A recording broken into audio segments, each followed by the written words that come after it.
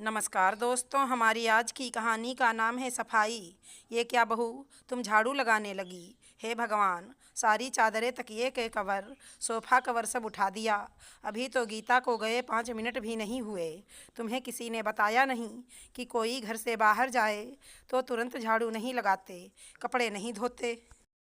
एक आध घंटे रुक जाती ना, फिर तो बाई आ ही जाती, जो करना होता करती। बेटी की विदाई करके आंसू पोंछती हुई विमला जी अंदर आईं और बहू को सफाई में लगा देखा तो आश्चर्य से पूछ बैठीं, मम्मी जी, दीदी के बच्चों ने घर इतना अस्त व्यस्त और गंदा कर दिया था कि मुझसे बर्दाश्त ही नहीं हो रहा था। और हाँ, ये किसी के बाहर जाने पर ये सब ना करने वाली बात हमारे मन की बनाई हुई है। इसका कोई वैज्ञानिक कारण थोड़े ही है। दीक्षा ने घर की डस्टिंग करते हुए जवाब दिया। बेचारी विमला जी वापस अपने कमरे में चली आईं। साल भर हो गए बहू को आए, नौकरी करती है, पढ़ी लिखी है, सुंदर है और सब भी ठीक है, पर उसकी हद से ज़्यादा सफाई विमला जी को नागवार गुजरती है। साफ सुथरा कौन नहीं रहता और कौन नहीं रहना चाहता, पर उसका बस चलता तो घर के इंसानों को भी अलमारी में बंद करके रख देती कि वो घर गंदा नहीं करें। बेटी 3-4 दिन के लिए आई थी। उसके बच्चे शरारती हैं और सारा दिन उधम मचाए रखते हैं। तो एक दिन बहू पूछ बैठी, दीदी आपका घर तो कभी साफ रहता ही नहीं होगा, ये लोग रहने ही नहीं देते होंगे, आप लोग रहती कैसे हैं? भाभी, ये सच है कि मेरा घर तभी तक साफ रहता है जब ये दोनों स्कूल में होते हैं या फिर जब रात में सो जाते हैं तो मैं सब ठीक करती हूँ। पर भाभी, मेरे घर की रौनक भी इन्हीं से है। एक पूरा दिन स्कूल से पिकनिक पर क्या चले गए, मेरा सजा सवरा घर मुझे काटने को दौड़ने लगा। गीता ने मुस्कुराते हुए कहा, पर बहू पर कुछ खास असर नहीं पड़ा उसकी बातों का। विमला जी ने गीता के पास चर्चा की तो वो उसे ही समझाने लगी, मम्मी चिंता मत करो, बहुत लोग होते हैं ऐसे ज़रूरत से ज़्यादा सफाई पसंद करने वाले। भाभी के जब अपना बच्चा होगा ना तो सब समझ जाएंगी, तुम टेंशन मत लो, बस इंतज़ार करो कंधे से झाड़ू और दिमाग से सफाई का फितूर उतरे, तब तो बच्चा आए ना। गीता ये तो सोचती होगी बच्चा भी आकर गंदगी ही फैलाएगा तो ज़रूरत क्या है।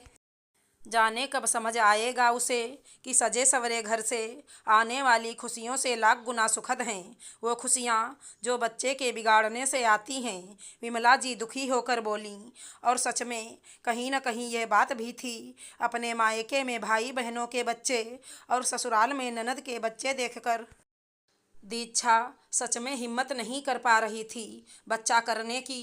गीता को तो 2 दिन 4 दिन सब झेलना था, फिर चली गई, पर वो तो पूरे साल भर से इस चीज़ को बर्दाश्त कर रही हैं और पता नहीं कब तक करना पड़े। बिस्तर पर सिलवटें ना हों, सोफे के कवर उठते वक्त ठीक किए जाएं, टीवी का रिमोट उसके कैबिनेट में ही रखा जाए, किचन के डिब्बे जहाँ रखे हैं वहीं रहें, कपड़े धुलने सूखने के बाद सीधे अलमारी में जाएं, इधर उधर ना रखे जाएं। जब तक बहू ऑफिस में रहती तो वो थोड़े आराम से रहती और जैसे आने का वक्त होता मशीन की तरह हर सामान को उसकी जगह पर रखती। फिर भी उसे कुछ ना कुछ मिल ही जाता साफ करने को और बोलने को। तंग आ गई थी विमला जी ऐसे अनगिनत कायदों को निभाते निभाते। इसी बीच नवरात्रे आ गए। इस बार तो बहू ने हद ही कर दी। विमला जी ने 5 कंचकों को बुलाया था, उन्हें कुर्सी दी बिठाया, पैर धोए, भोजन कराया और पैर छूकर विदाई देकर विदा किया। उन्हें खुशी हुई कि बहू ने भी इसमें उनकी मदद की और सबके पैर भी छुए। अभी वो किचन में उनके जूठन को प्रसाद के रूप में रखकर लौटी ही थी कि देखा बहू ने उन कुर्सियों को पोंछना शुरू कर दिया जिस पर कंचके बैठी थीं। बहू, ये क्या कर रही हो? मम्मी जी, पूजा करना, आदर करना अलग चीज़ है और साफ सफाई अलग। आपने देखा नहीं, कुछ कंचके पैर ऊपर करके बैठ गई थी और उनके पैरों में धूल लगे थे, बहू ने जवाब दिया। समझ नहीं आता कि इस सफाई पसंदी को वो पागलपन कहें, जुनून कहें या कुछ और। एक बार बहू की माँ से भी इस संदर्भ में बात हुई थी तो उन्होंने भी कहा था कि यूँ तो उनके घर सभी सफाई पसंद हैं, पर ये सबसे ज़्यादा है। पर अब तो सच में ज़्यादा हो गया। पता नहीं ऑफिस में कैसे मैनेज करती है। गीता ने कहा, बच्चा आएगा तो सुधर जाएगी, पर बच्चे को आने भी देगी तब तो अकेलापन महसूस हो, तब तो इंसान कुछ सोचे। सुबह उठकर साफ सफाई, फिर ऑफिस, फिर वहाँ से आकर भी साफ चीज़ों की ही फिर से सफाई। पर विमला जी ने देखा, इधर कुछ दिनों से बहू थोड़ी परेशान दिख रही है। बताती तो कुछ नहीं, पर लगता है उसे देखकर कि उसके दिमाग में कुछ चल रहा है। पहले ऑफिस से आकर घर निरीक्षण करते हुए ही घुसती थी, पर इधर कुछ दिनों से आते ही अपने कमरे में चली जाती है और सफाई करना भी थोड़ा कम कर दिया है। अब वो तो कुछ बता नहीं रही थी तो एक दिन बेटे को अकेला देखकर विमला जी उससे पूछ ही बैठी, नितेश बेटा, बहू को कुछ हुआ है क्या? आजकल बदली बदली सी नजर आ रही है, पहले की तरह सफाई के लिए पागल नहीं दिख रही। मम्मी, कुछ नहीं, बस समझ लो शेर को सवा शेर मिल गया है। समझी नहीं मैं कुछ। मम्मी, दीक्षा की नई बॉस एक लेडी ही आई है, हद से ज़्यादा पाबंद। वो स्कूल में जैसी होती है ना, एक आध कड़क सी टीचर, उसी टाइप की। 9 बजे के बाद कोई आता है तो उसकी छुट्टी लगाकर उसे वापस भेज देती हैं और उसका काम सबसे करवाती हैं। लंच 30 मिनट का तो 30 ही मिनट का, 31 भी न हो। 1 महीने में ही 1-2 को निकलवा भी चुकी हैं, जिन्होंने उसकी बात या ऑर्डर की अवहेलना की। सबको हिलाकर रखा है। सब उनसे ऐसे डरते हैं मानो बास ना हो, भूत हों।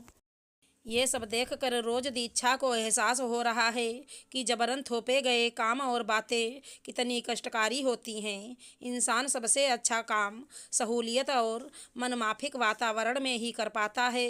इतनी सख्ती और तंग माहौल में अब उसे बिल्कुल जाने का मन नहीं कर रहा। खुद पर गुजरने के बाद अपने सफाई के रूल्स, जो वो तुम पर मुझ पर ही नहीं हमारे आने वाले अतिथियों पर भी लागू करती है, उससे होने वाला दुख उसे समझ में आ रहा है और उसके परिवर्तित रूप का भी यही कारण है। तो क्या अपनी कड़ी बास के कारण बहू नौकरी छोड़ रही है? सिर्फ यही कारण नहीं है, फिर अब वो बेबी भी प्लान कर रही है। इसलिए भी विमला जी को अपने कानों पर भरोसा नहीं हो रहा था कि 2-2 खुशियाँ एक साथ उनके दरवाजे पर कैसे दस्तक देने लगीं। झाड़ू वाली ने अपना हथियार कंधे से त्याग दिया और उन कंधों पर उनका लल्ला खेलेगा। आशा करती हूँ हमारी कहानी अच्छी लगी होगी। धन्यवाद दोस्तों।